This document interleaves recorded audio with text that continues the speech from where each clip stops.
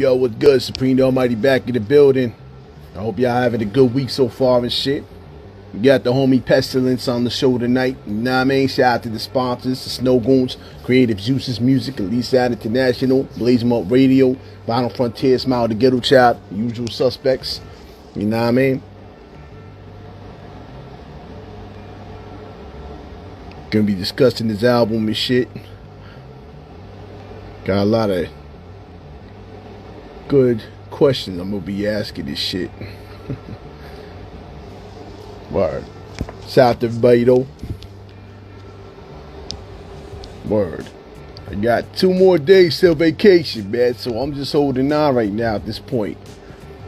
Once that vacation hit, you already know, right?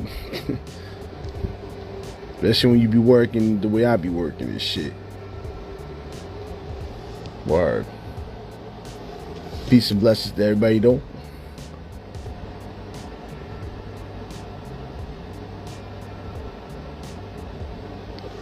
Word.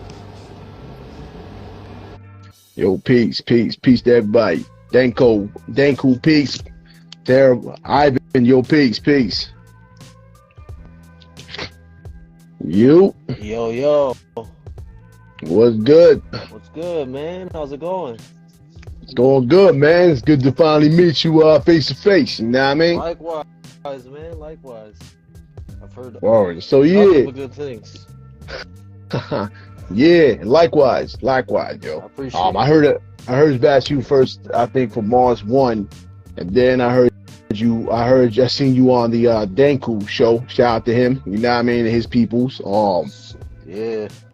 Well, yeah, we definitely got a lot to talk about. I will say that much. So I hope you're up for all that. Oh, I'm always down to talk, bro. No doubt. We definitely going to touch base on the album and shit like that. No doubt, yo. Ivan the Terrible Piece. Yeah, so let's get right into it. So I'm not sure if you was asked these questions before, but I'm gonna throw it out there anyway, just you know what I mean, so people can get a background of you. So first off, how did you come up with the name Pestilence? Pestilence actually came because I've got a lot of health issues. I grew up, I had a pretty normal life until about like 9 or 10 years old. I started getting real sick. I was going to the hospital all the time. My parents were going through a pretty nasty divorce, so I spent a lot of that time, kind of by myself. And I think like a lot of young boys, I was into superheroes and shit like that. So when I was little, I wanted to be Superman, Batman, Spider-Man, all those guys. But then as my body started to fail me, I started thinking like, man, I can't be none of these, these guys are fucking swole. These guys are their bodies are in great shape. I'm never going to have that. So I started kind of creating my own, I guess, backstory for like a hero that I could envision myself being, and I thought about like, well, why would I be getting all these sicknesses?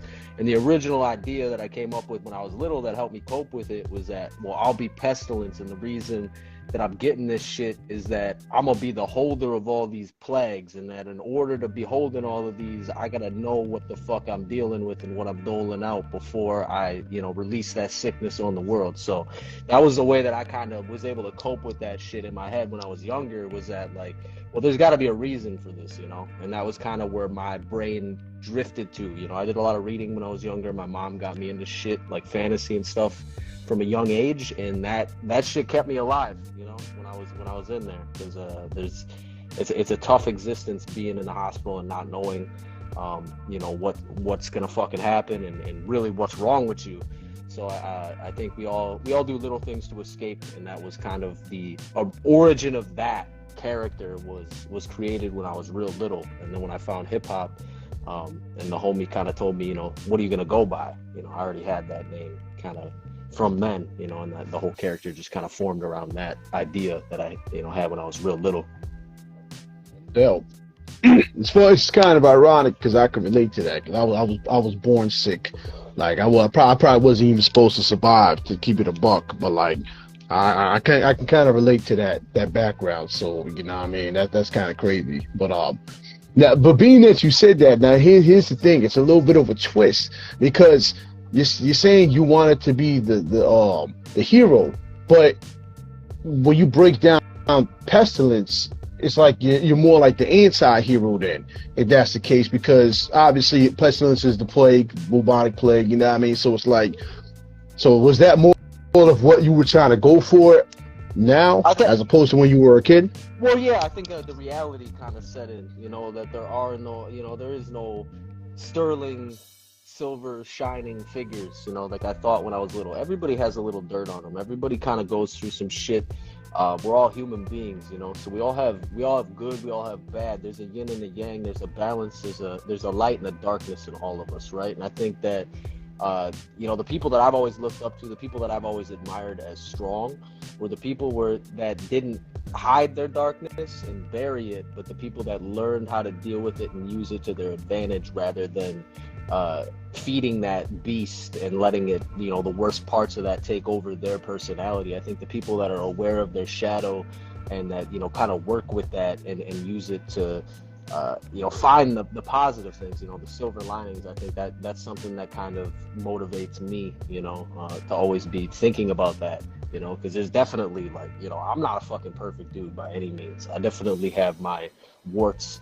I have my, you know, shortcomings and all that kind of shit, but rather than try to run or hide from that, which I think a lot of my upbringing and legacy taught me that shit, I've kind of learned the other way, you know, that you're trying to run from that shit, trying to hide from that shit, you know, there is no hiding from, you know, the one true, you know, from the universe, from the, you know, whatever the fuck you believe in, there's no hiding from death, you know. So it's just, being real is something that's become really, really important to me, not just for me to be, but for anybody that I interact with. You know, those are the only people that I really want to surround myself with, who I want to affiliate with, are people that, you know, just keep it a buck, you know, whether they're always out there doing great shit or not. You know, that's, everybody has a you know, a path to live, and I'm not out here to judge anybody else. So it's just the ones that are willing to be honest about, you know, where they're at, are the ones that I really admire and look up to, and who I strive to be too.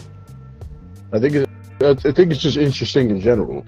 Like, I'm not trying to make it, you know what I'm saying, like, you know what I mean, like, dramatic and shit, but like, I will say this much, I think it's kind of interesting knowing that you went through all this shit, and you know what I mean, you could have ended up like Samuel L. Jackson to be the villain of the story because of everything you've been through, you know what I mean, on that class type mentality, yeah. But instead you became what you wanted to be. You became, you know what I'm saying, like, I like that.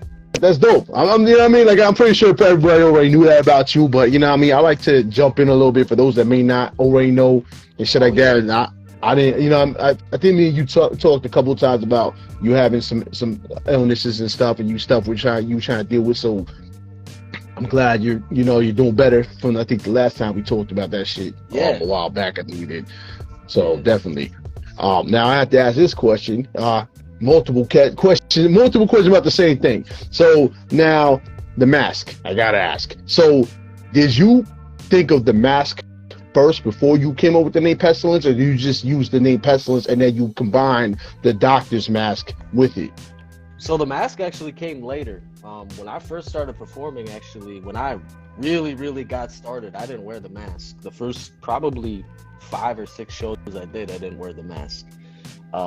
It kind of became more of a thing that, like, what I realized that, like, it's not as much of a, like, because performing to me is like, that's for any element with hip hop. I've really found, like, this is something that I can feel at home with, and performing is one of those things too that, like, I don't care if there's one person in that room or a million, it don't matter to me. Like, I'm just there to do that thing, and that's what, you know, that I feel at home there. But it's the rest of the shit surrounding them when I'm not on that stage that really it became kind of important for me to find a way to be more comfortable. Because before I got into hip hop, you know, I was more of I stayed at home, I never went out, I never did shit. But I lost my best friend to suicide, and when that happened, his little brother and, you know, all those people, you know, we all kind of got together and we went out. And when we went out, it just happened to be that we went to a bar that was having hip hop Halloween, and I linked up with a dude by the name of Space Case. You know, he was performing in Two Face Media. That's the fam. And they just brought me in. You know, he knew I was into writing. He knew I was into poetry. We had talked kind of in passing. Our moms were friends. We had, you know, mutual connections. One of my best friends had, you know, done some work with him. He's our web guy. He does all the videos and stuff for us as well. And he just kind of said that, yeah, you know, why don't you get in here and give this a shot? And once I got into it, you know, he asked me what kind of stuff I wanted to do, if I just wanted to record, if I wanted to get into performing. And I said, well, fuck it, let's try it all. And once I got into the performing aspect of it, I loved it. But then it was the being at these venues, being out, you know, being in these areas that really just, it wasn't me. So I had to find a way to, you know, some nights I loved it, but then other nights it was like, man, I don't want to fucking be out, you know, but I don't want to dip either. I want to sit and give love to all these other acts. So I came up with the idea like, oh, well, let's try this out, you know. So I bought the mask. I had some homies modify it, and I rocked it once, and then since then I never took it off. It just became part of the whole gig, you know. I felt a lot more comfortable. An extension of yourself. Yeah.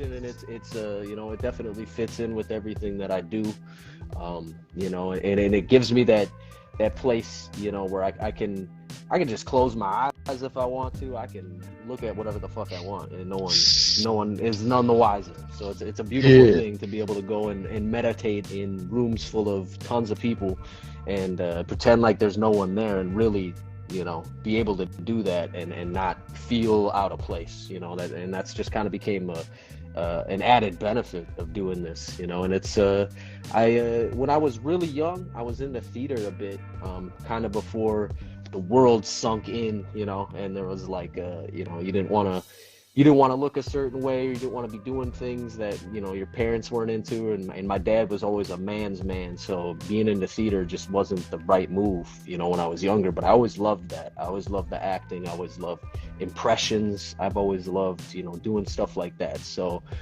this is just another element of performance that I really just get to have fun with and do, and can keep playing with and extending. You know, outside of the mask, I have a lot of other accessories. I actually just got this piece custom made, homemade local, you know, so of this nice little peace pipe that I plan on taking with me to shows now. You know, I just have others, you know, pieces like that, and it's really cool to how much it's related, you know, because this all started shortly before, you know, the pandemic and COVID and all that shit. It was a couple years before that, so then it became like everybody's like, wow, this is so fitting for the times. It just happened to work out that way. And it wasn't planned to be in kind of unison with an actual pandemic or anything like that. It just sort of happened that way. And it was, you know, a coincidence. And, you know, it happens. That's just the world sometimes. Sometimes things line up like that. No doubt.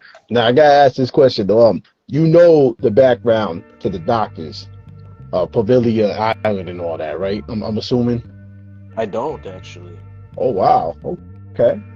So you play. Oh, okay. That takes a whole swing on everything because I mean the mask in general is dope as fuck. Like, you know what I mean? I think it's dope, and I figured I'd ask that because the craziness, the irony that you don't. All right. So the irony is the doctors of Pavilia Island wore those masks, and in the beak of the mask was medicine that they would steam it. You mean like in real life? Yeah. Okay, I thought you were talking about like a group or something. No. Fuck. No. I never knew the island they were from or nothing like that. But yeah, I knew they would put herbs and medicines in there because they believed it would prevent sickness and keep them, you know, safe so they could treat people. You know, and be around disease and shit like that. So I have heard a little bit of that background. I haven't dug, you know, probably as deep as a lot of people would have expected me to, but yeah, I mean that's pretty much what sums it up. But it's just the irony because you also said you had illnesses and stuff. So if you think about it, it's ironic because the mask was actually supposed to prevent illness. So you're actually wearing the mask, and in a sense, it's actually helping you alongside everything else. So it's kind of ironic. I just want to throw that out there, a little tidbit or whatever. But I mean, because the story of that shit is crazy in general. For anyone that don't know about Pavilia Island and, you know, Italy and all that, and that's where the mask is actually from. For those that don't know, but that shit is dope. I like that you have it custom made too, because that's actually dope. Because like, you know what I mean, you didn't just go to fucking Party City and was like, let me just throw. No, it's nice, you know, having I've just been really lucky, you know, even down to like with the Animal Farm project, all this artwork, every artwork that I've had done, you know, it's actually, he's my roommate now. His name's Christian, but he runs Mad World Apothecary. Oh, okay. And Peace to him. Yeah. Yeah, and he set up, you know, the ciphers in Wisconsin as well with grind mode. Like he's been a driving force behind a lot of the artistic vision and stuff like that. I would definitely call him definitely, like, as much as any of the producers I've worked with, he's been as much of that of a contributor to kind of what I do. And that's been another thing that's been really humbling and just kind of a fun thing to do with this project, is that, you know, it's a cool way to be able to work with other people on something that you just have fun with and just can be passionate about. And, you know, whether it comes to something and other people are able to connect to it, that's just an added bonus. But I mean, for us, it's just cool to be able to express stuff that we dig, you know, and we think it's dope, you know. So that's why we fucks with it, and it's really kind of neat to have that, you know. And that's honestly what got me into, you know, hip hop in general is, you know, Jester Exodus Beats. That's Space Case.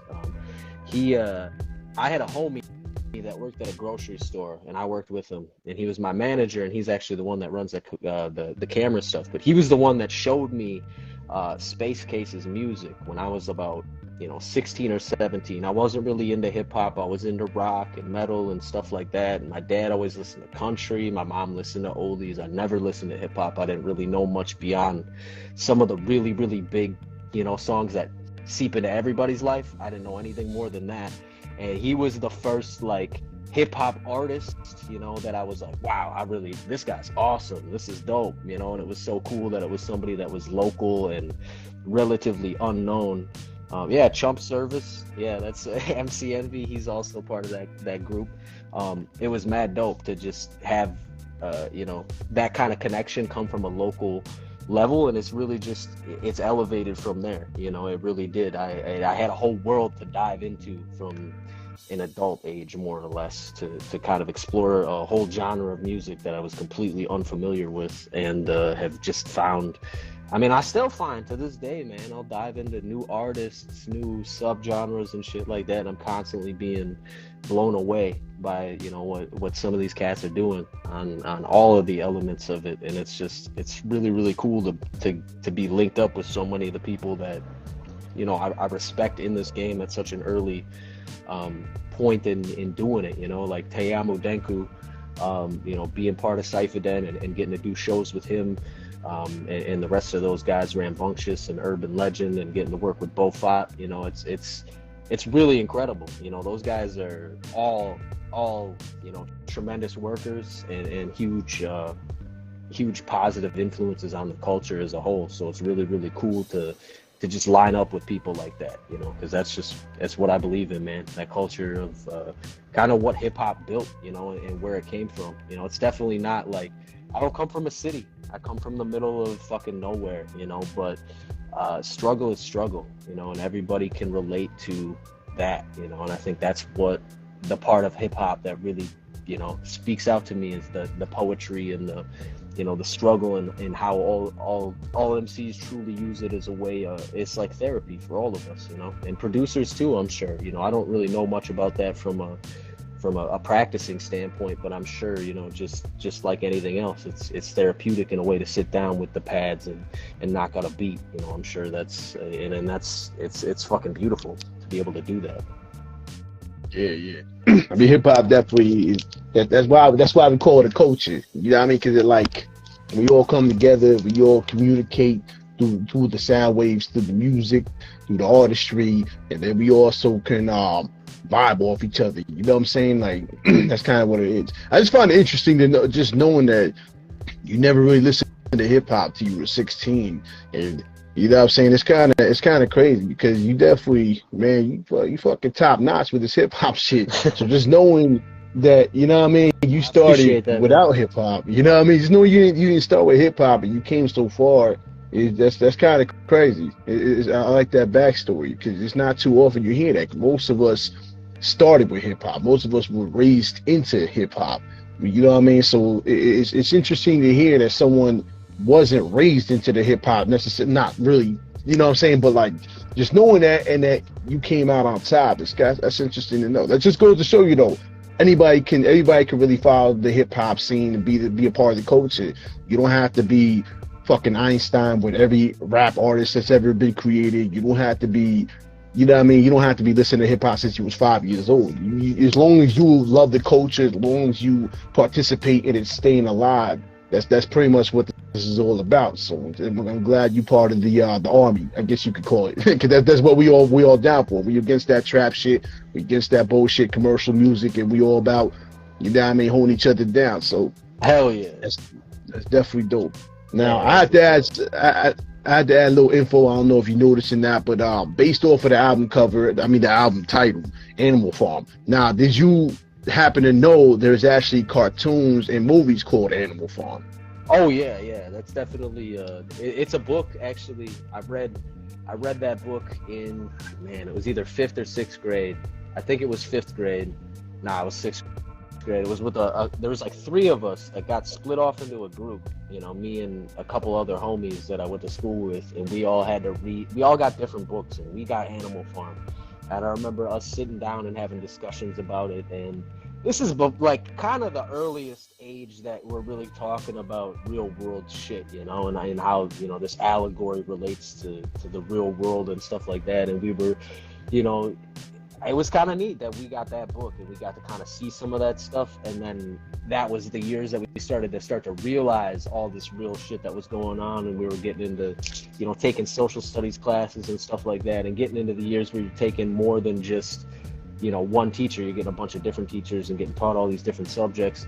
So slightly before that, we read that book, and before I created the title for the project, because I had a couple other working titles too. It was always meant to be the fusion between man and animal, and the connection of that was an important part of it.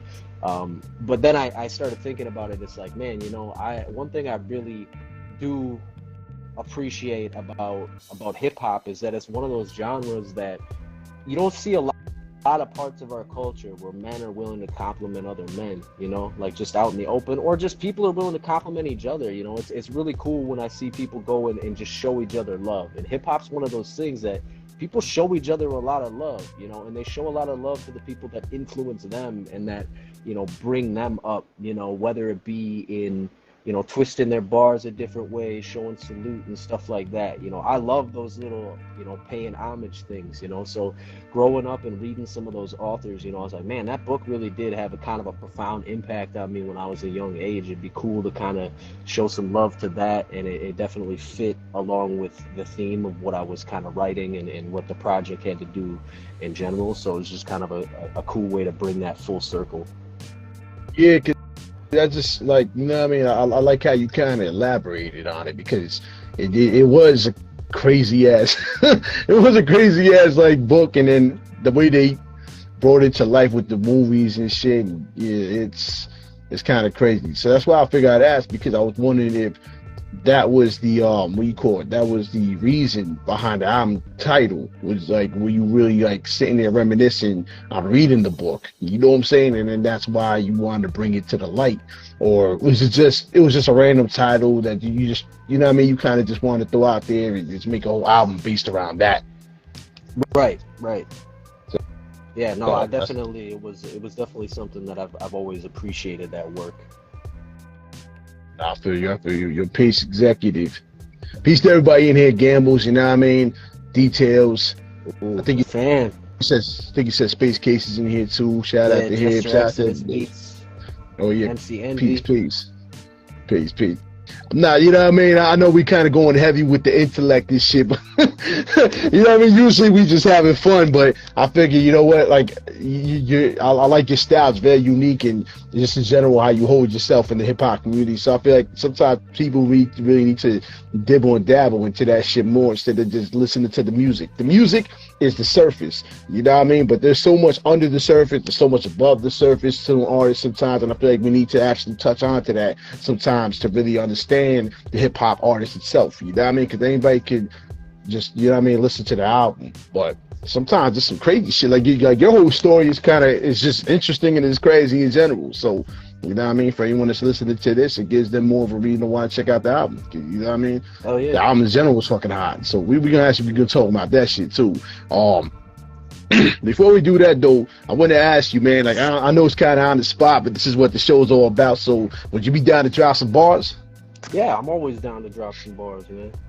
No doubt. Let's see what you got. You want me right now? I thought this was the end of the show thing. All right, you really put me on the spot. Yeah, we about to we gonna change it up a little bit and shit. You know what I mean? Because I mean we got enough people in here. Let's hear what you got and shit. All right, SupremeDaalmighty, call it the one true God. I've always been real. You never know no fraud, but I come off top like a swanton bomb. Shout out to the Hardy Boys. I've been hard since I seek and destroy. No Metallica. But I've been reading like Encyclopedia Britannica. I still see the satanic walls inside the hospital room 16.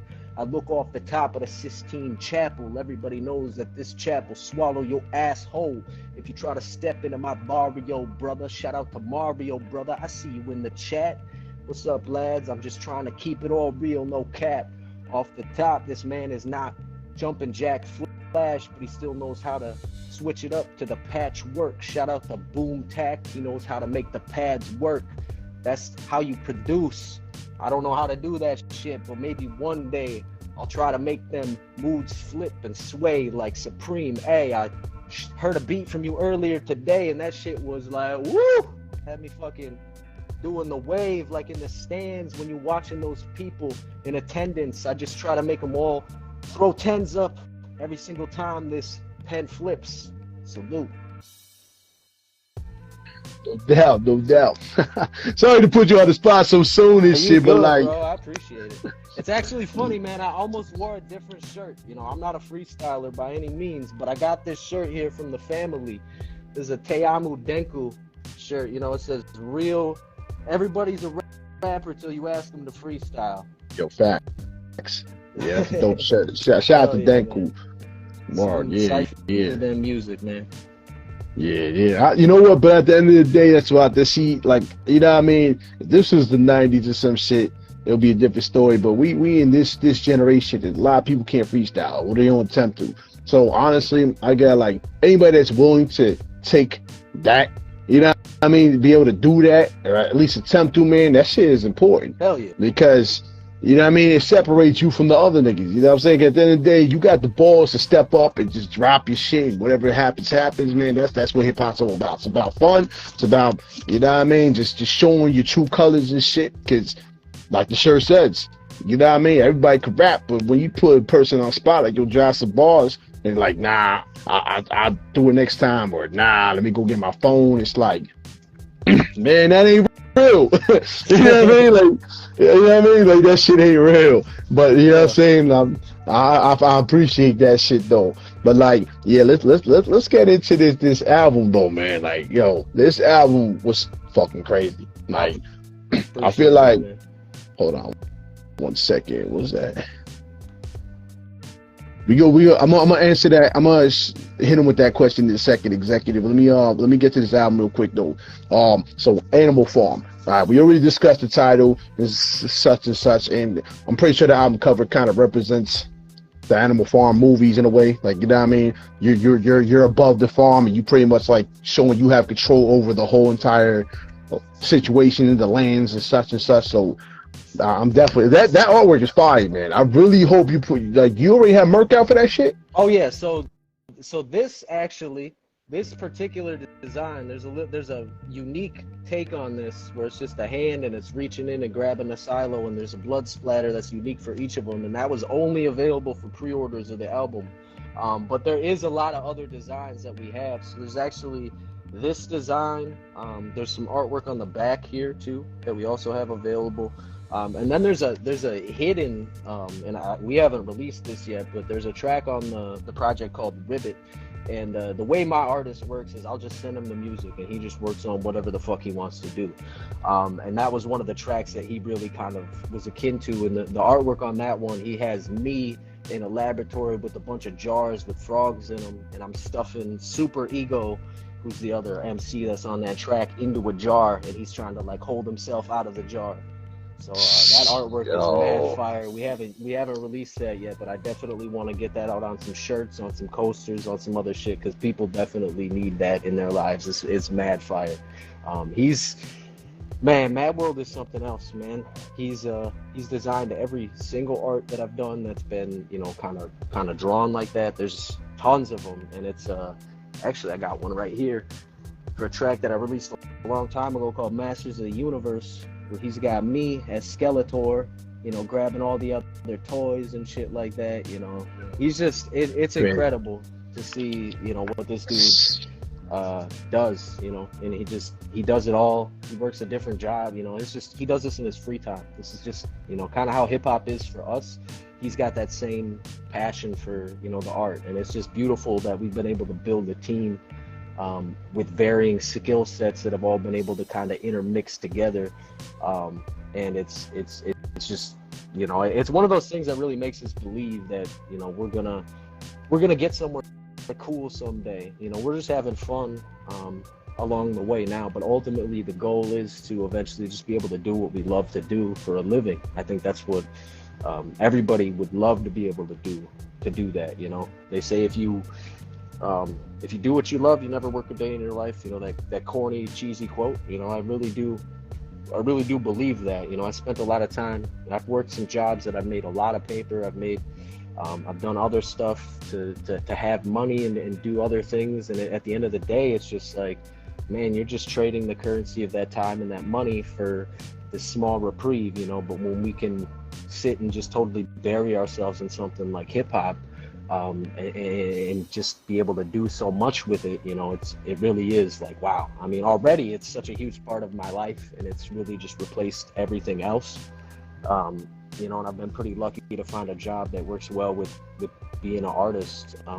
But ultimately, like, it would be fucking amazing to be able to just keep more and more time doing this, and then we're trying to do that for him too, with making the merch and doing all these other things. So, I was actually gonna ask, amazing.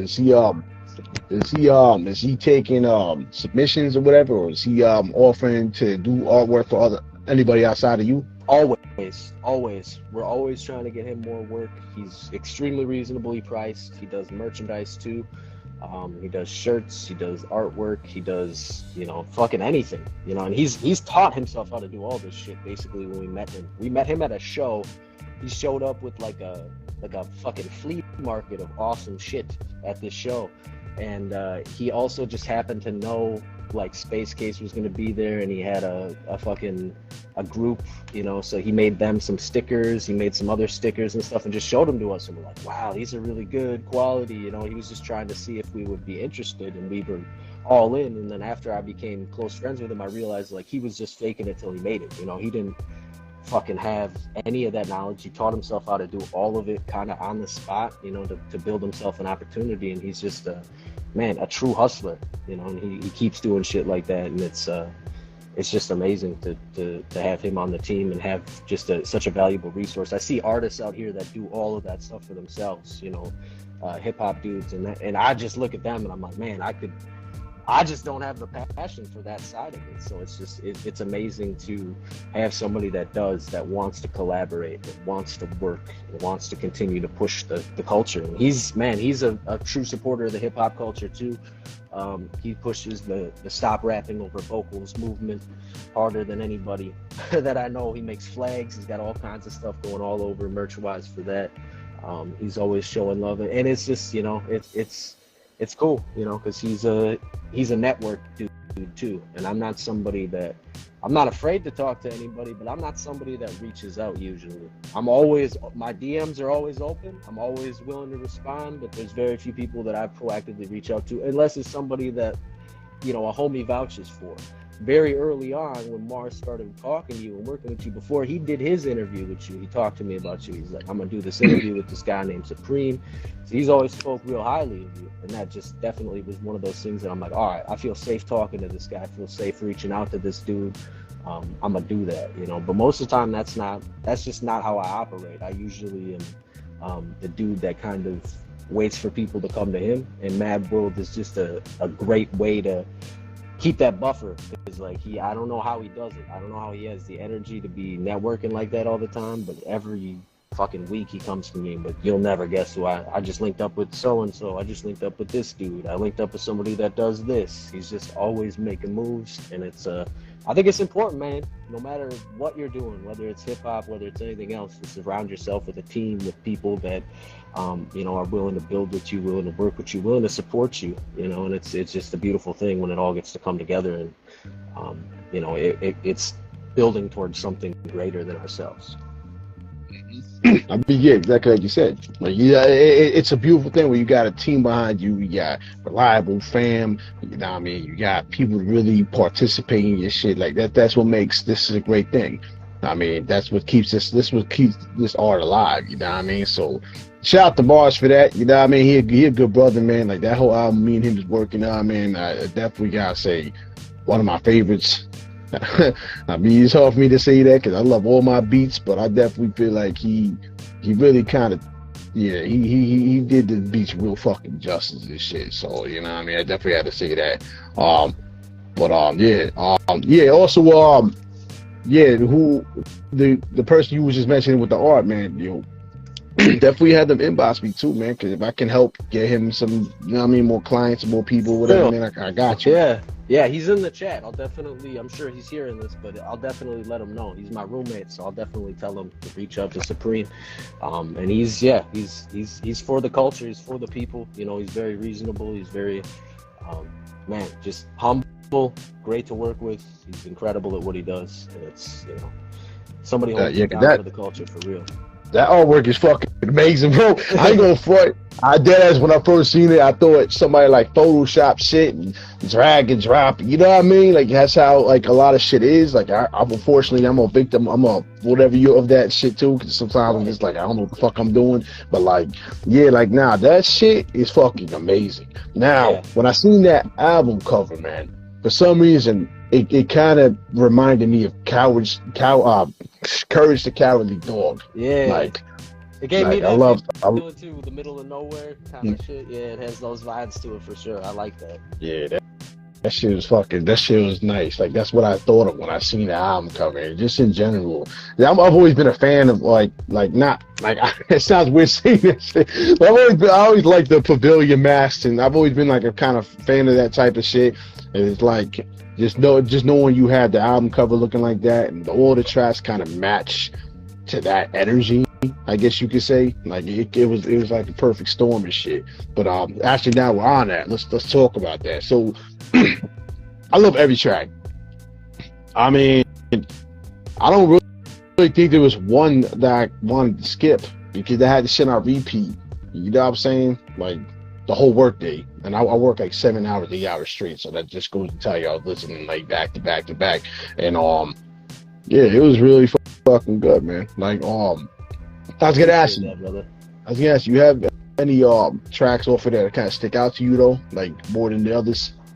I mean, dude, I've been blessed. You know, it's one of those things that like I've been blessed. I really appreciate kind of there's a few tracks that kind of stick out for different reasons. Like Hiss was the first single, that was the first track that we did, and that one, when I first performed it, even you know, Christian Mad World was like, man, I fucking like this one. I like the energy, I like the vibe of this performance, and it was he's the kind of dude, he's such a cool fan too to have at these shows, because he's setting up the merch table, he's working too, but he's a fan as well, and he's a fan of all the different dope acts that are around. And I remember hearing him, you know, I kind of hear him tell me like, oh man, you got to hear this, when I haven't seen somebody yet.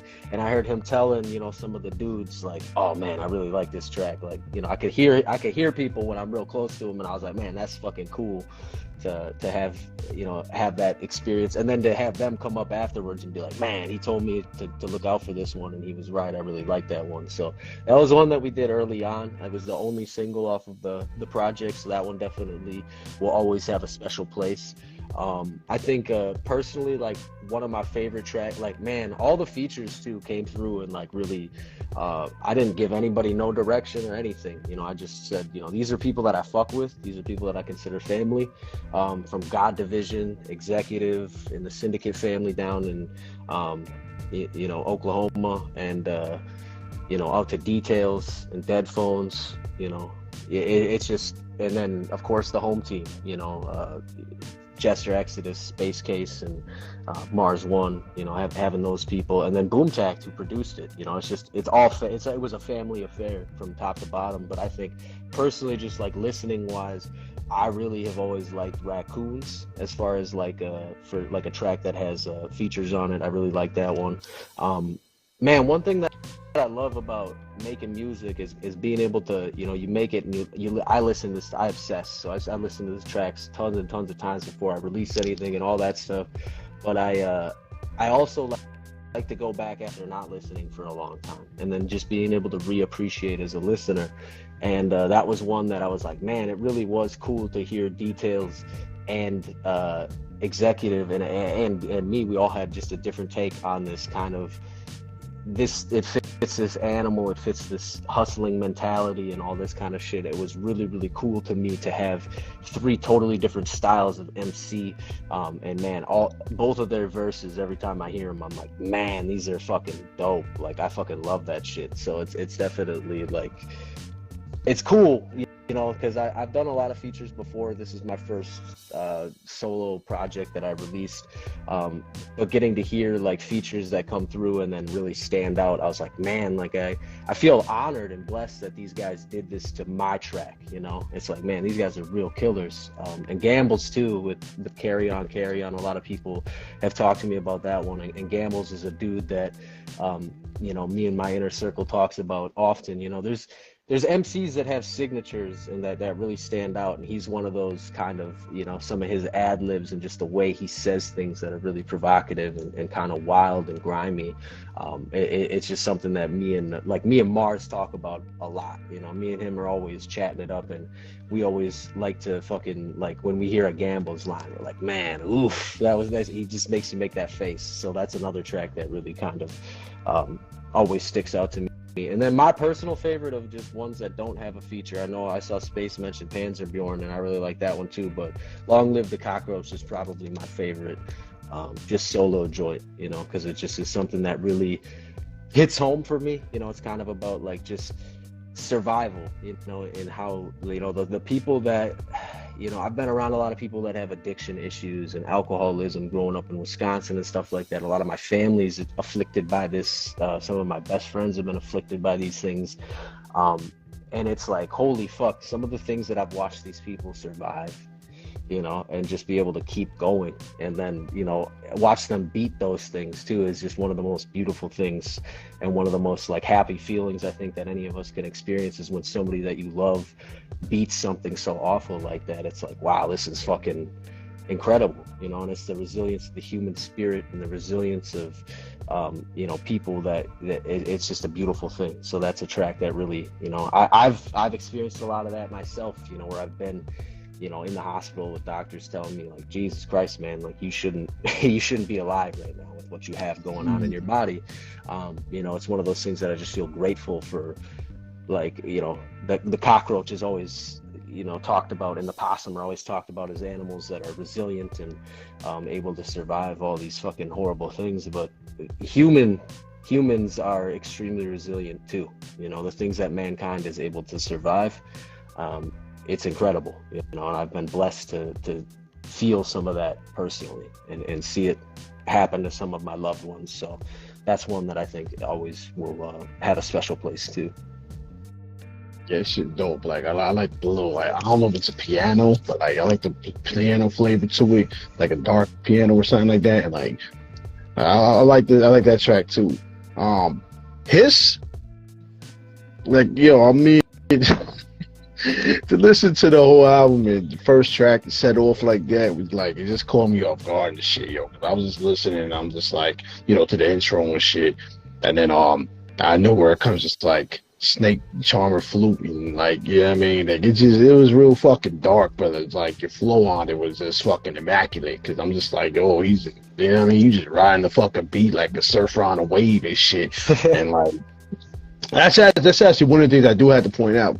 When it comes to the album and shit, and your flow and the way you rap, man, like your wordplay is on point. And I do gotta say this, you do seem to be one of the more intelligent rappers I've listened to, because, you know what I mean, your vocab is very vast. And you know what I'm saying?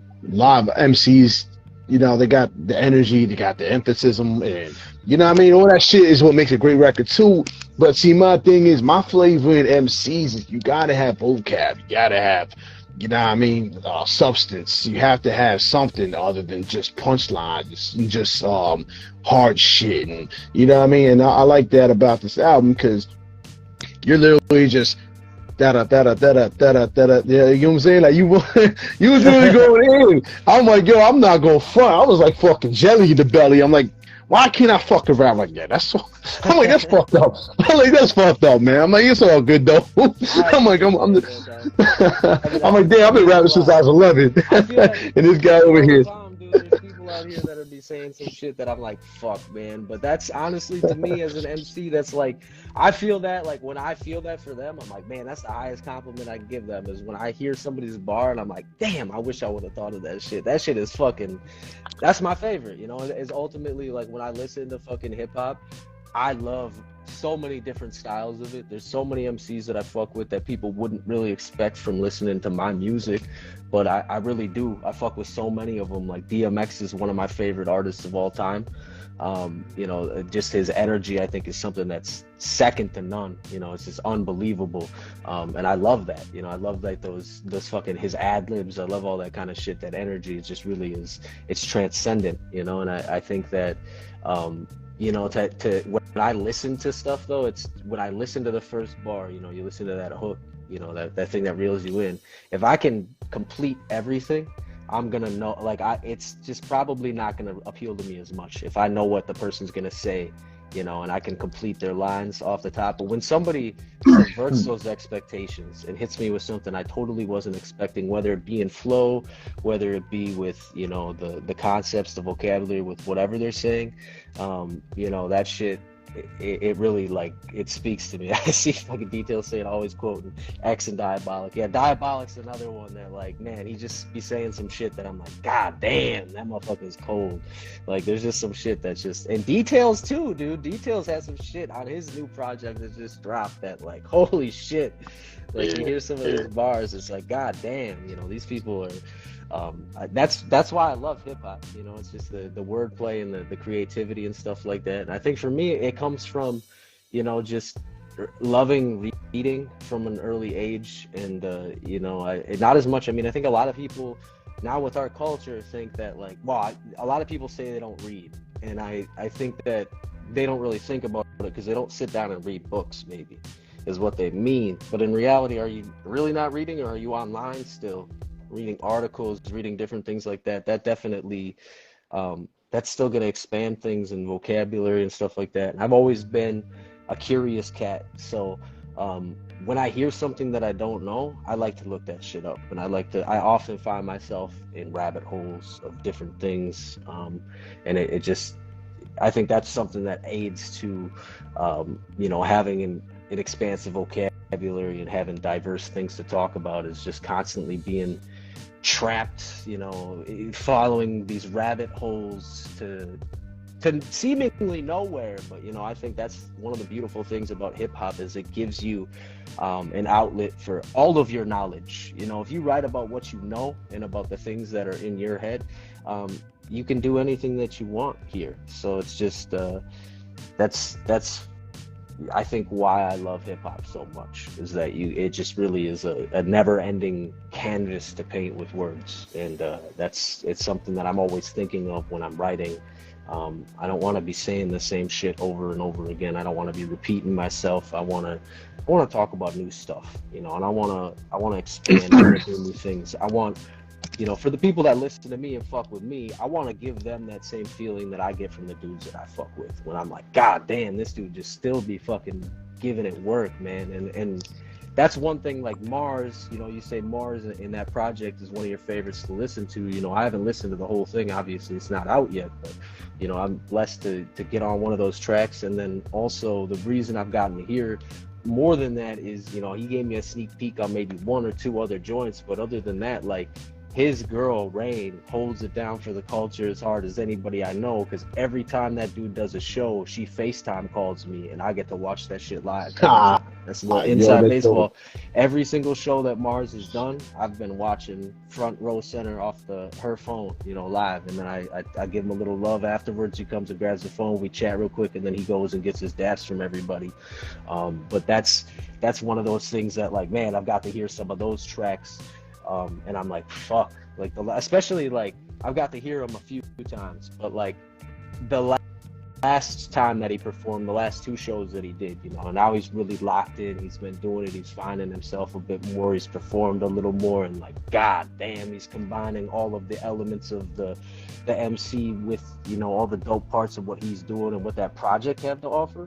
And that shit is fucking fire, my dude. Like, big ups to both of you guys, because that shit, like, man, I love listening to stuff and then envisioning what it would be like to see it live. And this is like one of the first times I've got the opposite experience, where I haven't got to hear it on record yet, but I've got to see it live. And that shit is fucking incredible. So I'm excited as fuck to get to listen to, you know, the mix and all those kinds of different things and detailings that are in some of those tracks. Because, like, holy shit, there's some fucking incredible stuff that you guys got coming.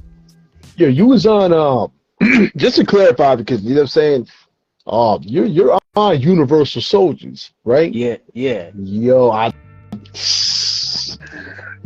know he said that shit before, but for some reason it slipped my mind because there were so many rappers on that one track. It just kind of, you know what I mean? I didn't really think about it because everybody was so fucking airtight on that track.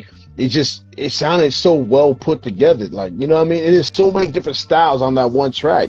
And I heard your voice before, because I'm just sitting here listening to this shit. I think this is before I knew who you were, to be honest with you, because he showed me the rough. And I'm like, yo, this shit's fucking crazy. I'm like, god damn. And the thing, no one wanted to use that beat. I've had that beat on deck since 2010, maybe 2006. No one wanted to use that beat. So just a little tidbit right there. Just it's funny because now we got Black Poet on there, Kid Reno. Yeah. We got you. We got all these fucking. Yo, that shit is so crazy. Bro. Man, I kind of wish we would have. I wish we would have been doing a music video to that, but I know that would have been damn near impossible. It's been tough to you know, make it happen, but I mean, it's never too late, man. We can always organize something. Yeah, I'm gonna have to talk to him about that, because I would, even if we do release it, I would still want to try to get that going, because that shit would be dope. But I know K Reno was always busy as shit, and so I don't know if we'll be able to. You know what I mean? That might take a while, but right. I still I think this shit would be worth it. I agree, man, because Reno and Poe, man, woo, they set that shit off. Yeah, that shit was fucking crazy, bro. I was shocked. Yeah. Yo, Vegas of the Universe Pace. Yeah, that shit was so crazy. Like, all them beats. Just a little, fun fact. All them beats I sent to Mars were like old shit. Right. And he was like, "How ain't nobody use these shit?" I'm like, "That's what I'm saying." Like, you know what I mean? People were just fucking head up the ass. Everybody wants to rap on everybody's fucking the same people's beats all the time. It's like I had this shit stashed for like since 2010. Some of them was since 2006. Dang. So yeah, I mean, we have that kind of Two-Face Media. We kind of have that reputation, because like Space Case has been producing he's been in this shit for like 20 years, so he's got a lot of shit that he keeps, like, he'll uncork once in a while. And like when I first got started, that was a lot of the shit that I used, was all these old beats that no one wanted, all his throwaways and shit like that I'm like, god damn, no one wanted this one, no one used this, holy fuck. Same thing with Intact, and some of the beats on Animal Farm were some old throwaway beats that he had that no one wanted. And it's like, man, I feel like I love that island of misfit toys. I love the unique shit. I love, stuff that's just different, and I love challenging, like, the thing I love about features is not getting to pick the beat and just being like, here, this is what you get, and that's kind of fun too, because it's sometimes it's not something that I would just pick out of a pile. And it's cool to be able to, learn more and be able to mold your style more and evolve as an MC. I think it's another opportunity to evolve, to be able to continue to rock on different beats and do different things. you know, Jesser Exodus actually produces some drum and bass shit, and him and I have a few, you know, we're working on a longer term project with that because there's not a ton of beats for it yet, and it's a little bit longer out the gate to produce. But like we got a couple tracks that I've got, you know, written to with the drum and bass stuff, and that's another, like, the big part of that reason that I got into that was that, like, I just heard a couple drum and bass tracks with MCs on them that were like really spitting some shit, and it wasn't just the same repetitive things that I'd heard, and I was like, damn, I want to do that. So that shit's fucking, you know, that's one of the other things I love about hip hop, is just being able to rock on different production and unique things, and just like as a listener too, when I listen to artists, when I hear these unique beats and stuff like that, I'm like, god damn, this is fucking crazy. Yeah, man, like that's what I'm saying. Like, that's why I love working with Mark. You like, yo, just send me whatever you think I'm gonna sound dope on. I sent him this shit, I'm like, yo, go and do it. Right. You know what I mean? So definitely, like, you know what I mean, that's the best thing about it. I mean, yeah, the beats on here are fucking flawless. Like, and they're unique. Like, they don't sound like anybody else's shit. So that's also what I liked about it. That's what I appreciated about the album too. You know what I mean? That's kind of why I like listening. Like, I can listen to the same producers over and over and over again, but to be honest with you, I like to listen to newer producers that I ain't never heard before, because it gives you a whole nother insight, a whole nother perception of somebody else's music. You know what I'm saying? Because like it just the flavor in it, the drums, the snares, the little odds and ends, the drop out of the drums, all that shit just made the fucking songs just very, you know what I mean, rememberable, rewind value and shit. So it's like, yeah, that's what I gotta say about that. Hiss was definitely one of my favorites. Rhyme Animal, definitely, like, I definitely feel that shit really fucking hit too. Yeah. Long Live the Cockroach is definitely one of my favorites too. But yo, the number one thing that kind of stuck out to me the most, surprisingly, was Walrus. Because, like, I think just the whole fact that you had the intro the way it was just mad creepy as fuck. And then you came in with the crazy fucking, you know what I mean, lyricism and shit.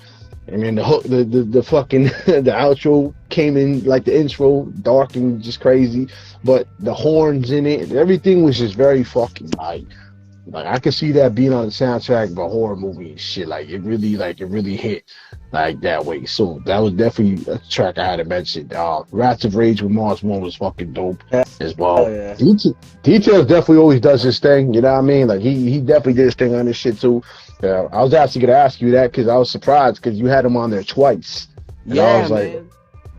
So the way that happened, actually, so some of these features happen kind of spur of the moment, more or less. And Details was somebody that, like, man, I had gone out to an event in Massachusetts, and I had seen him at this event, you know, and Details is kind of like a hard-bodied dude, you know, on the outside, exterior. You and I both know that he's like the nicest, down-to-earth dude. He's putting on a fucking event to help the homeless, like, on real soon here. So, like, he's like the nicest dude out there.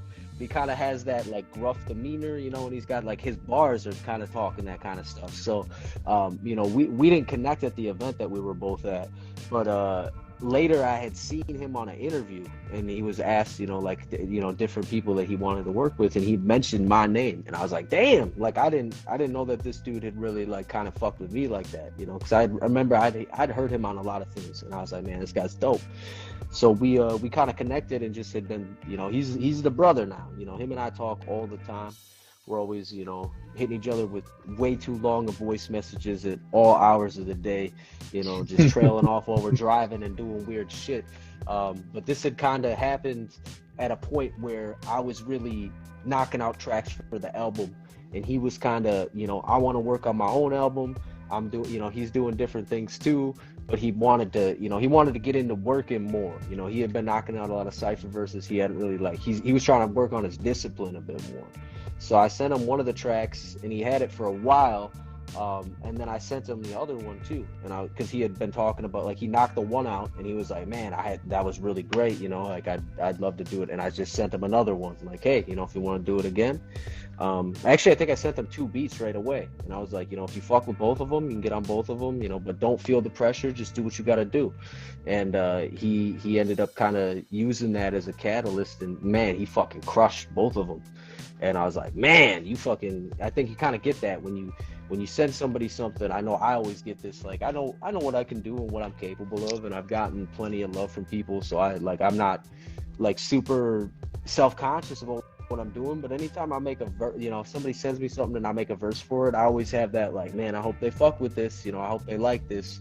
And you want them to really fuck with it. So, like, I'm sure he had a little bit of that, but then when they say, like, dude, this shit was incredible, and they really mean it, that's a nice boost to get, you know. And I always feel like hip-hop's kind of like a video game in a way for me. It's like when I go to a show, I get like a little bit of power boost, you know. When I knock out a verse and I get like positive feedback from the artists I get a little power boost, you know, all these things. So I feel like Details, he powered up a little bit, ate a couple magic mushrooms, and then he went and knocked out Silver Lake and just fucking tore that shit in pieces, man. And it's like, that's a beautiful thing to see how artists kind of ping pong off each other and work together and do stuff like that. And that's how you know, that kind of came to be, is that he was just like, yo, let's just do a bunch of music. And I was like, yeah. And then actually the project was almost done, and I was waiting. I had somebody else that was going to get on Raccoons, and I was waiting for their verse for a long time, and they were mad busy. They were doing all kinds of shit, so that it was hard to get this verse back from them. And Executive hits me up, and I'm in the mixing and mastering phase of this whole album, and Executive's like, man, like, I'm advertising the album. And he's like, man, I'd love to get on that thing. You know, I wish I would have got on that. And I said, he's like, is there any chance, you know, you got a track or something like that? And I said, you know what? I'm still waiting on this verse, but if you can knock this out real quick, like, let's do it, my dude. And he fucking crushed that shit like in 2 days and sent it back to me all nice. And that's how that one came to be. It was like, wow, all right, bet. You made up my decision for me, man. You made it real easy. So he came through, and that was fucking mad dope of him to do. And that's how you know, him and he's another one that I really didn't expect before I ran into him in an event, that he really fucked with my style. Because, like, man, Executive's mad unique, and I feel like he's one of these dudes that, like, I hear a lot of people that kind of have a new school flavor, right? And I don't really fuck with that much, but I feel like he does it in a way that, like, he's bringing the new and the old school together in a way that I haven't really heard an MC do before. And I fuck with that big time, because, like, he's doing his own thing, and that's like the new school part of it, but he's doing it in a way that's just like, it's real as fuck. It's boom bap. It's the style that I fucks with. It's unique. He's doing his thing. So it was kind of cool to hear that he really fucked with me. You know, when I ran into him and his pops, Guns, who's another MC, and they came and showed a lot of love, and we kind of connected at an event, and it was really cool, because, like, he, again, like I said, he was kind of a different style of artist that I never really thought, like, man, this guy fucks with me, you know. But that's one of the cool things about hip-hop, is you never know what people fuck with and listen to and are inspired by. You know, Facts. It's crazy. It's definitely facts on that shit, yo. Yeah. You're definitely right about that. You be so fucking surprised, man. Like, yeah, but that's what makes great albums. You know what I mean? We mix two unusual factors, but in another sense, they're exactly the same. But you know what I mean? But two different lifestyles, two different whatever. Like, you know what I mean? That's what makes great albums. I mean, yeah, this shit was well put together, man. I was loving it. I'm actually gonna keep. I'm just gonna keep listening to shit. Even though I've been listening to this shit like almost fucking for like 24 hours, 24 hours straight. But you know what I mean? It's that good that it's like I would keep playing it. You know what I mean? Like, I was showing my sons and all that shit. You know what I mean? It's mad humbling, man. I appreciate that, dude. Well, or, you know what I'm saying? Like, shit is crazy. Shout out to everybody that's on the record and whatnot. Definitely worth listening to for those that haven't already. But yeah, also there was something we had to discuss, you know what I mean? Because it was just random as fuck, and I had to bring it to your attention, because I didn't know if you already knew that shit, but I was typing in Animal Farm on YouTube, Cause I wanted to, you know what I'm saying, do more research and shit and stuff like that. And it just randomly popped up. And it just says, oh, Pestilence and Mars One diss track. And I'm just like, I was just looking, man, like, or just dumbfounded because it's like, you know what I mean, the person had to highlight the album name too. It's like just to get that little bit of fucking extra grease shine and shit. And it's like, so I had to, you know what I mean? So I hit up Pestilence for those that didn't know. And then Sebastian, I'm like, yo, do you know about this shit? He's like, yeah, such and such. I was like, you mind if we discuss this? Because I find it kind of interesting that they took your fucking album title and made it the diss track name. And it was like fucking, like, mad weird, mad suspect. And it's like, so I wanted to ask you about that. How did that come about? Or like, you know what I mean? Like, yeah. So I'm gonna give everybody the full fucking story on this, the full 100% unedited truth.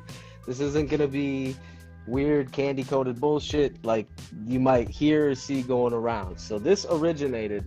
There was a post in a group called Hip Hop Lifers, and I'm sure there's a lot of people that are familiar with that Facebook group. And it was by a homie by the name of Purge. He threw it in there, and it was a picture of some, like, I don't know if they were Versace or Gucci handkerchiefs. And he's like, I just picked these up to dry the tears of anybody that raps over their vocals at a live show.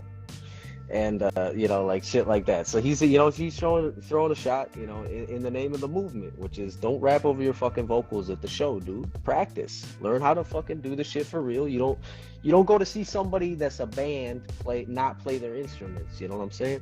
So anyway, that's just something we've always believed in and held down for real. And this dude, his name's Miles Higher. He got in the comments there. And he had just friended me like 2 or 3 days before this shit happened. And Mars had kind of vouched for him, said he was a cool dude. He met him a few times. And I didn't really fuck with the dude's music. I'd seen him on some tracks and stuff like that. I didn't think he was, that skilled or anything like that. And he came into the comments attacking Purge and saying that, like everybody raps over their vocals at some point and like really defending that hard. And they kind of went back and forth a little bit, and this dude was getting like a little out of line. Like he was making video posts to Purge saying like, oh, if you come to this town, you better get your weight up. All this bullshit, bravado shit. So I got in there and I just made a comment and kind of told him like, rapping over vocals is whack as fuck. And I just kept it real. I didn't make no personal attacks or no weird shit like that.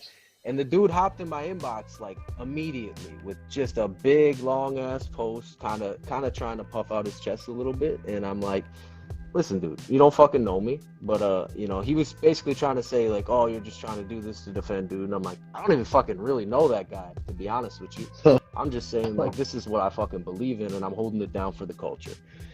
So he came back and said like a few more insults and, said just try to be tough or try to whatever. And I said, that's not what it is at all. I'm just holding it down for what I believe in, and I'm never going to not do that.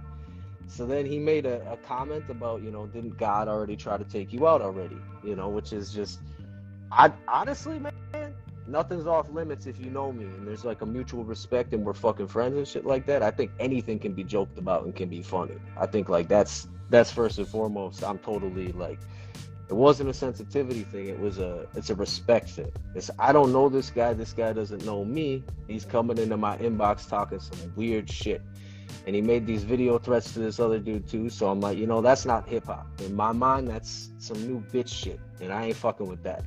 So I dropped the track on him like 3 hours later, and we put the track out there, and it took him like a week to respond.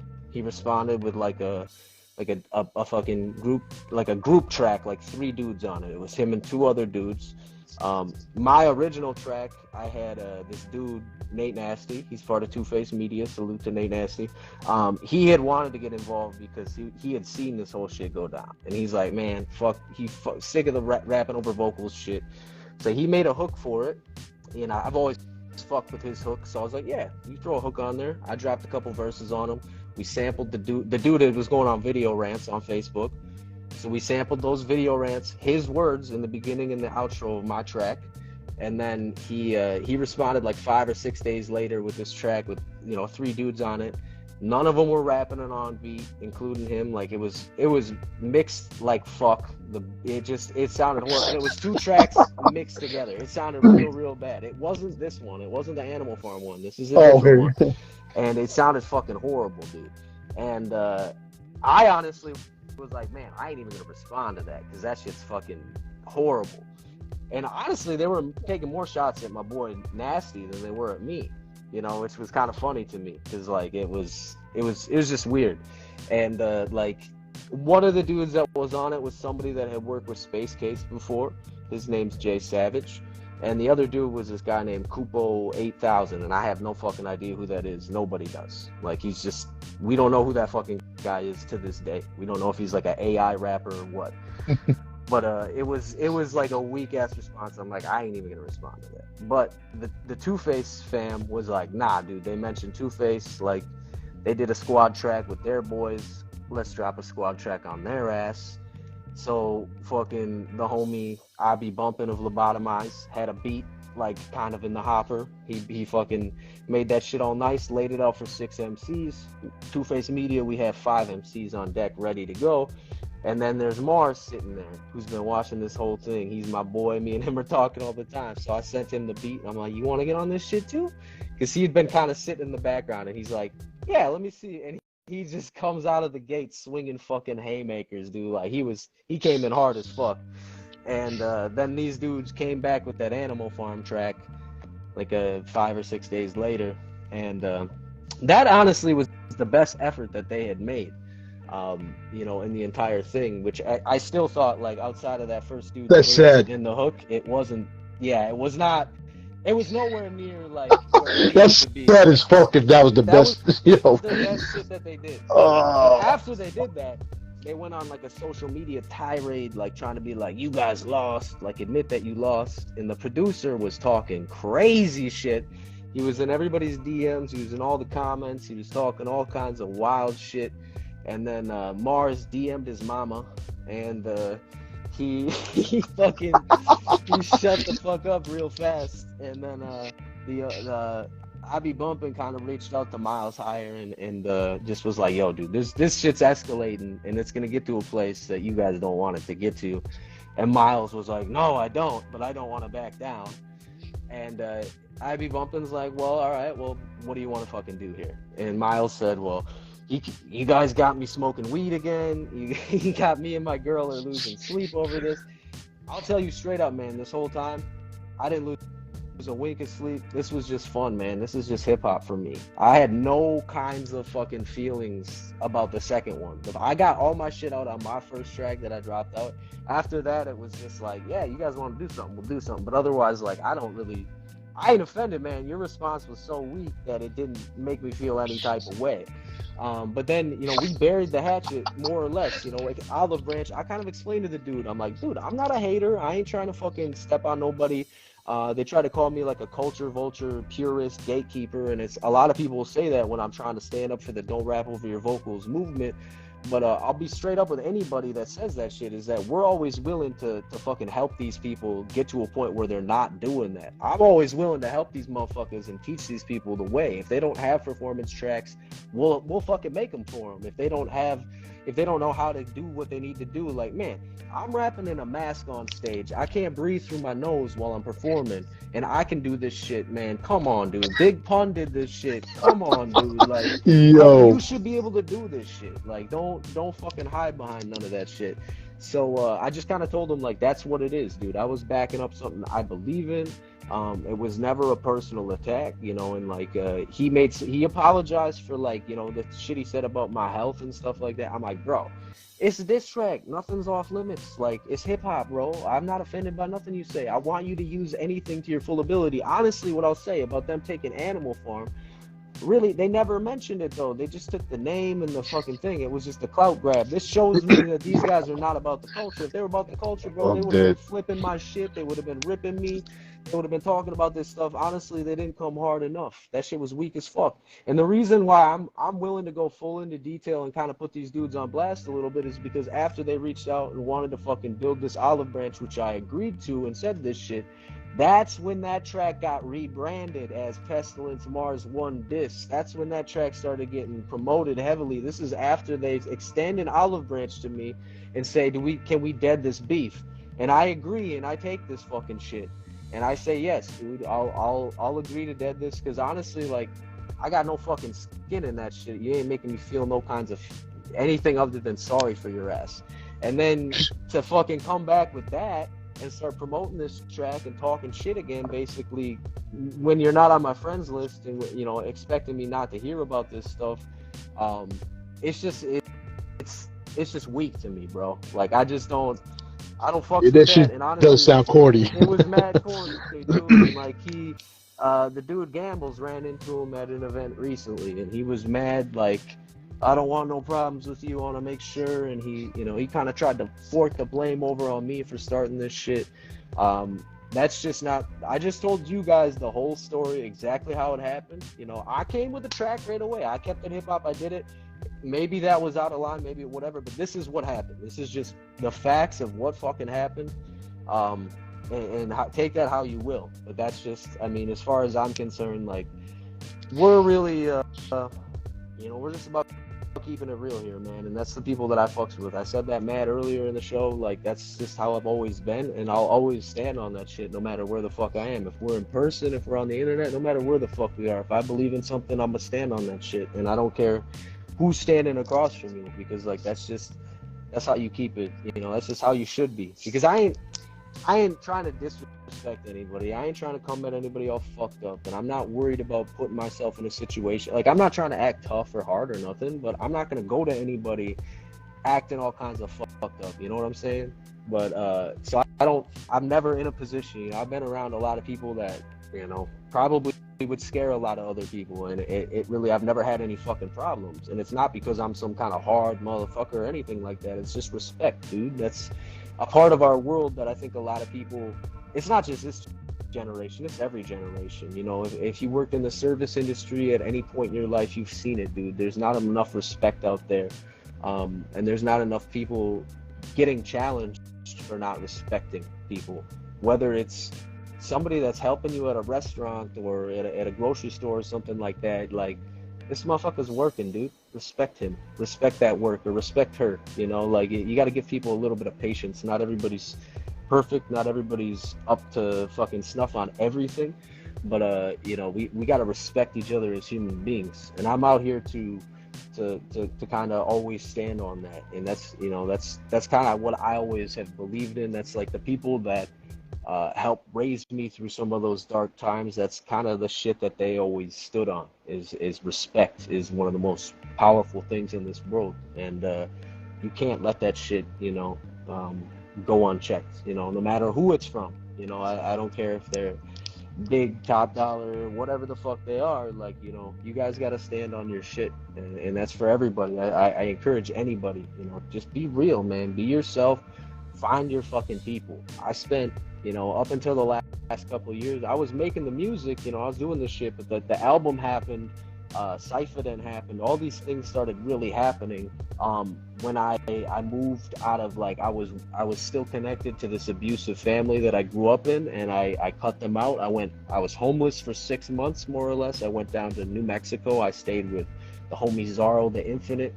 Salute to him. You know, he gave me a place to recover. I was in a fucking car accident, and I was, you know, coming off of that shit. I went down there for a couple months, and then I came back, and then big salute to the homie Space Case. He kind of gave me a couch to crash on a little bit, a job opportunity, and I kind of started building myself up, surfing on couches for, you know, 4 or 5 more months, and eventually I got to my place, you know, where I'm at now, where I've built myself back up from the ground, and that's all come from respect. You know, you know, I got the job that I got out of respect. You know, I got the job, basically, I got hired on we'll give you a shot today, and if you work out, then you can come back tomorrow basis. And now I'm, you know, kind of one of the top dudes in my position where I'm at. And that's just something that I've always appreciated, places that operate that way, and factions that operate that way, and people that operate that way, because I think respect is the most valuable currency on this planet. You know, no matter who you are or where you come from, you have that, you can earn that. So it's just it's something that don't let people take that from you. If you earn that, or don't let people come and disrespect you either. You know, stand on your shit, and even if you think you're standing alone, there'll be people that'll come out and stand behind you. I can say from experience, man, like I've was taught that and had the courage to invoke that and stand on my fucking shit, and people came out of nowhere. Like the universe will create people to fucking back you if you stand on your shit and you're real, and just follow that, man. That's the best advice I could give anybody. No, I agree with that. I mean, prime example of this platform. You know what I mean? Start from scratch, have my own opinions. I do what the fuck I feel like doing. At the end of the day, you know what I mean? No matter how butt hurt somebody gonna fucking get, I'm gonna do what the fuck I do, and you know what I mean? I'm gonna say what I want to say. You know what I mean? And because of that, out of mutual respect, the Snow Goons pick me up, Creative Uses, all my sponsors pick me up because of the mutual respect, because they understood that, you know what I mean, I'm about the hip hop culture, I'm about the artists, I'm trying to create this platform so people like you can have a voice. You know what I mean? You can speak your mind. You don't have to hold back shit. You don't have to hold back punches. And that's what we need more of. We need more realistics. You know what I mean? Not with the keyboard shit.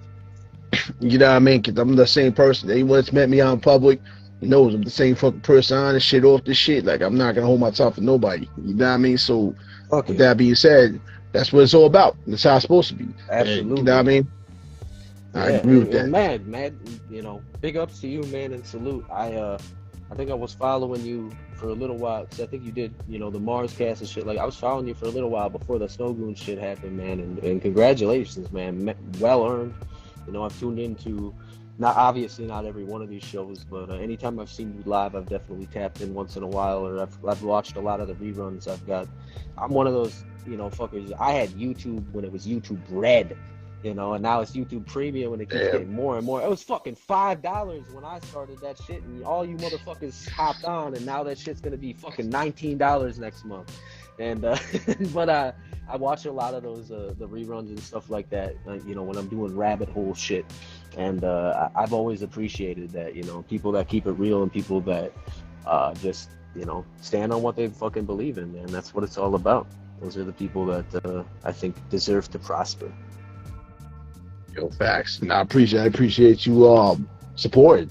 You know what I mean? I appreciate everybody supports the show and shit. Like, honestly, man, I wouldn't do this shit if it wasn't for people like you and people that, you know, great artists and shit like that. Like I said, yeah, I could be like all these other motherfuckers to bring on all these famous ass people all the fucking time, and that's cool and all, but there's so much talent under the surface that is not getting to see the fucking light because of that type of shit.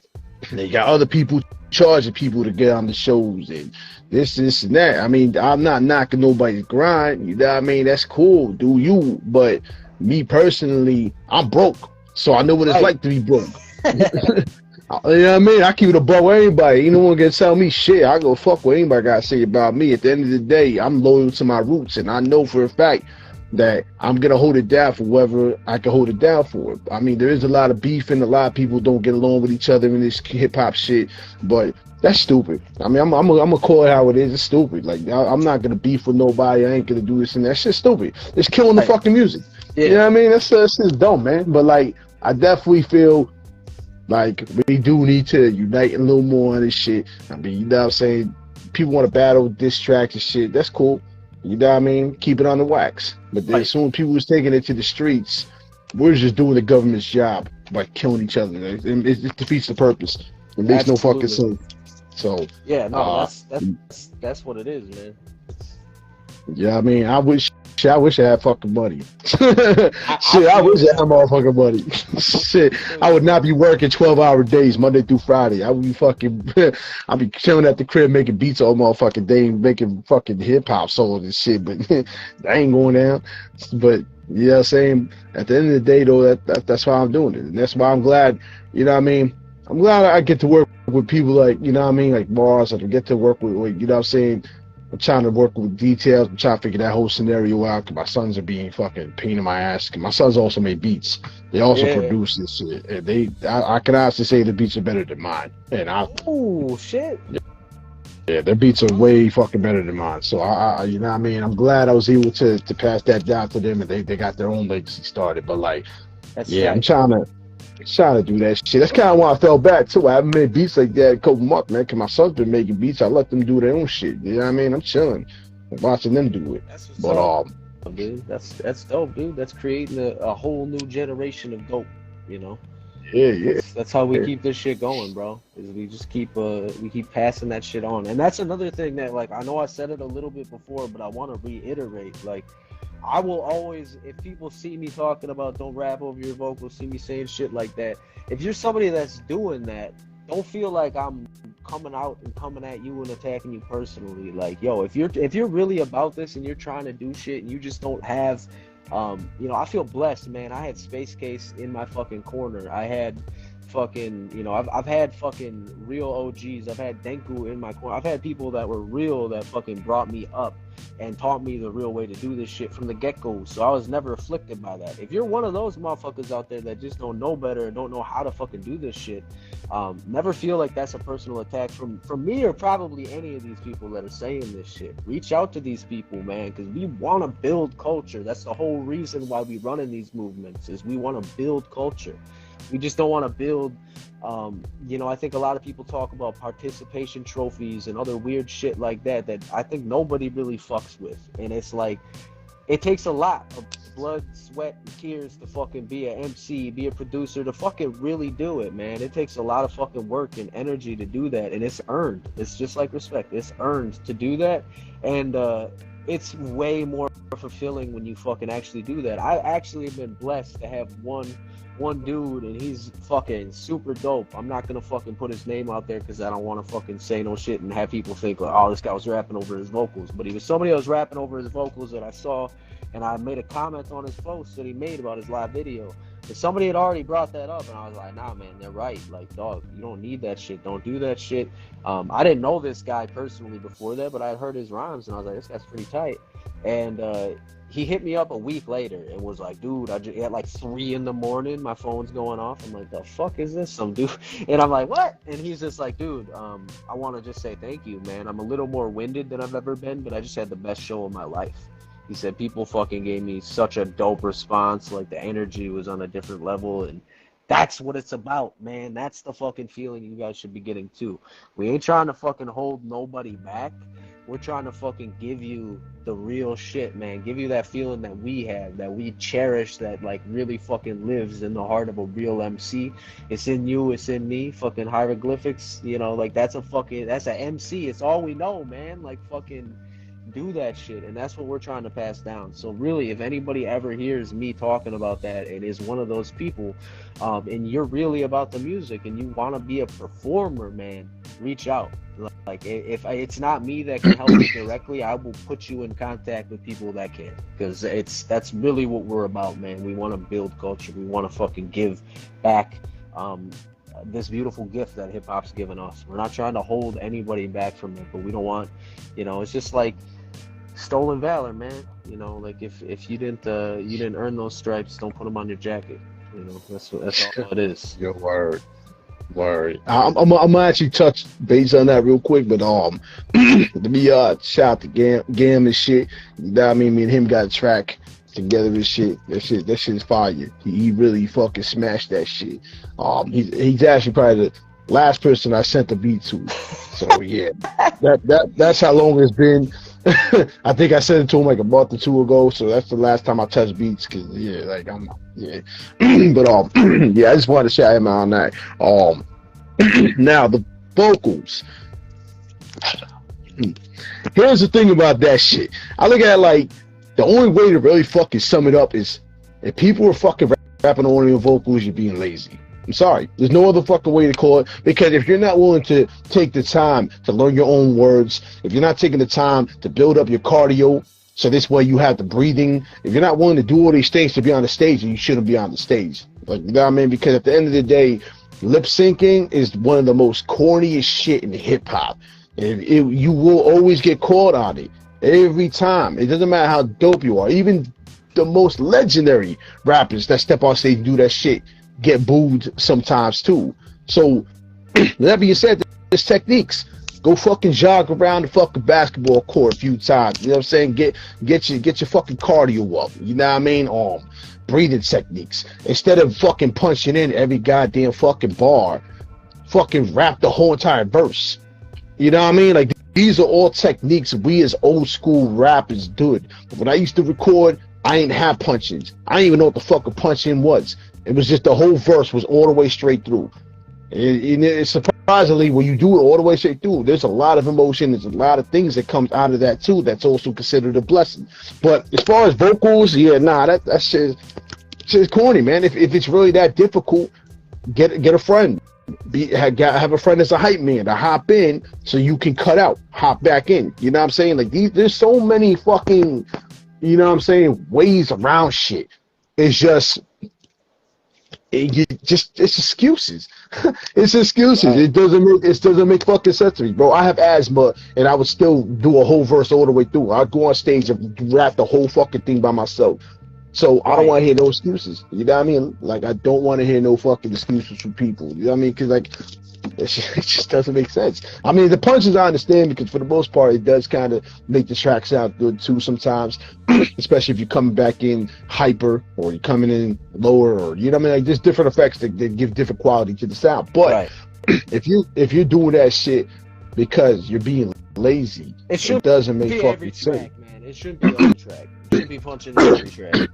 You know what I noticed too? The other reason why people do that, and this is the most obvious reason, is because when people rap in the studio, their voices don't match them in real life.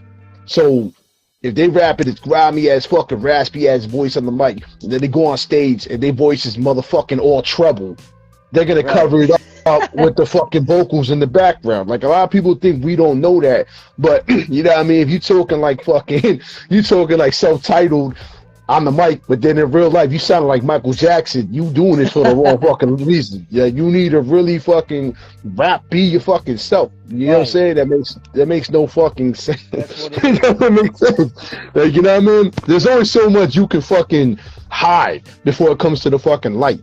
You know what I mean? And that's what people have to understand about the underground hip hop. When it's commercial hip hop, you can slide with pretty much anything. You know what I mean? You can have a rental car, you can have fucking rented jewels, you'll get away with it. But the underground, it ain't like that. Because if we catch your ass on stage and you phony as fuck, everybody in that place can kick your ass the fuck out. Like, that's just how it is. You know what I'm saying? And don't, you know what I mean? It makes no fucking sense. What's the fucking point? Like, why play your vocals on it? It makes no fucking sense. You just saying their mouthing off the fucking way. That's corny as fucking. Like, man, that shit is.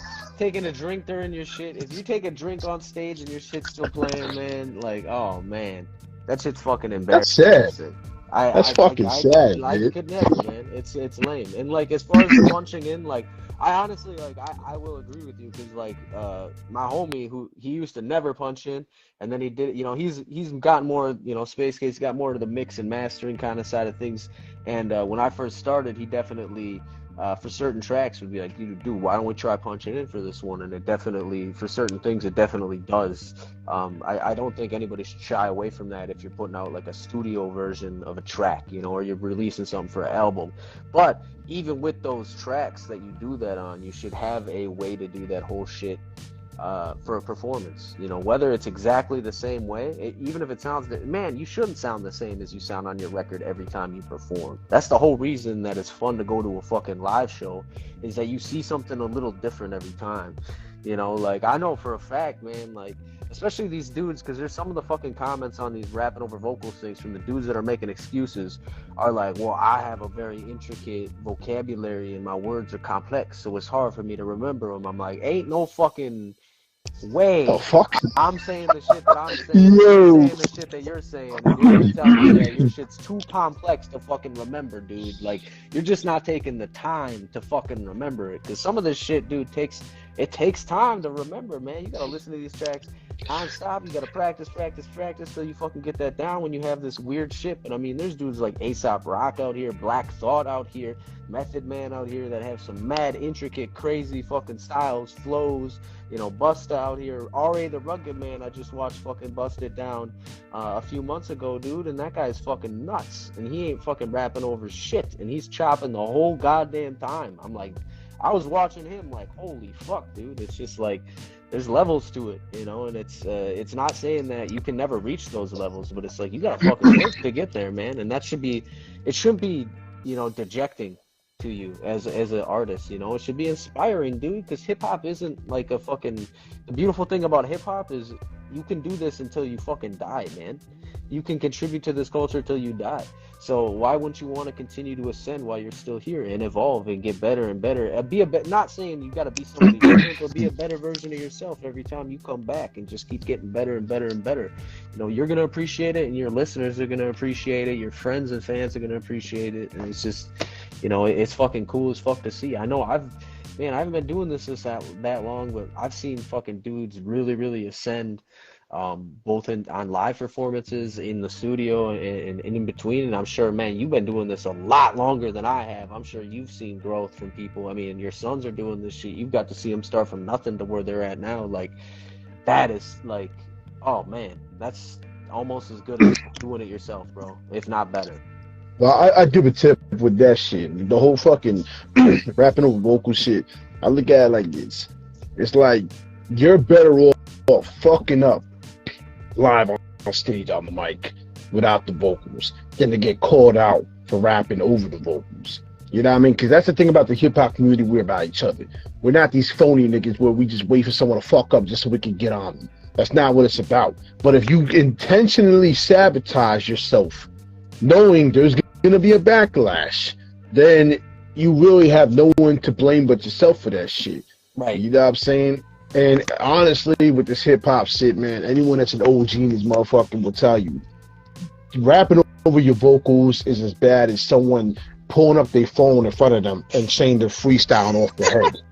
Like, it legit is the most corniest fucking shit, and you will get caught on it. So it's like, you're better off just practicing and doing what you need to do. Like, I don't, like, people are so ass backward, man. Like, you just fucking throw the fucking thing on in the fucking headphones, listen to it all day while you're working. You know what I mean? You could even, the old school tactic that I used to do was I'll throw on the Walkman while I'm sleeping, let the music playing while I'm sleeping, and I would end up memorizing a lot of the shit I was listening to, surprisingly. So it's like, there's so many different tactics you can use to do that.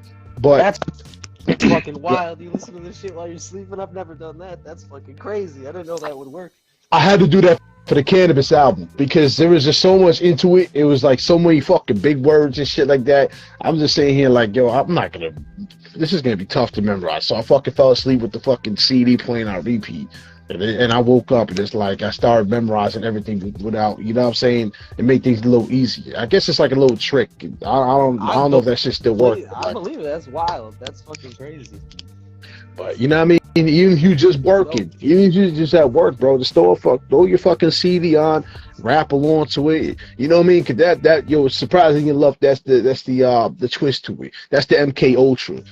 That's the MK Ultra reversal, if you want to call it that. Because if you just constantly listen to the same song over and over and over and over and over, even if you hated it, you're still gonna know the lyrics. So if you were to do that with your own track, just replay it 100,000 times, you might get sick of it, but you're gonna know it fucking back and forth. Like, you know what I mean? You might even be able to recite the shit backwards.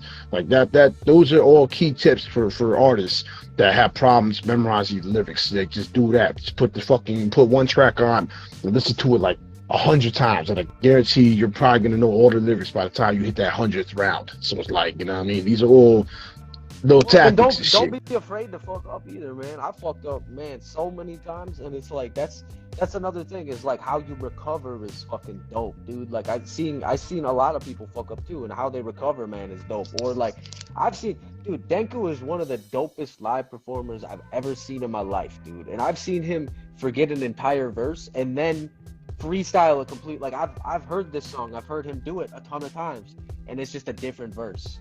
It's not a verse he's ever